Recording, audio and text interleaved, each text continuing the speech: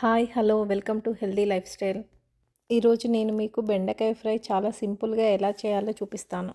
ఈ బెండకాయ ఫ్రై జిగురు లేకుండా ముక్క మెత్తబడకుండా కొన్ని టిప్స్ని కరెక్ట్గా ఫాలో అయితే ఈజీగా చేసేసుకోవచ్చు. ఇప్పుడు స్టవ్ పైన ప్యాన్ని పెట్టుకొని అందులోకి 4 table spoon oil, 1 table spoon జీలకర్ర, కొన్ని ఆవాలు, పచ్చిమిర్చి, ఆనియన్ వేసుకొని ఇవి ఫ్రై అయిన తర్వాత ఇందులోకి కొంచెం అల్లం వెల్లుల్లి పేస్ట్ పచ్చివాసన పోయేంత వరకు బాగా ఫ్రై చేసుకోవాలి. ఇప్పుడు ఇందులోకి కొంచెం పసుపు వేసుకోవాలి.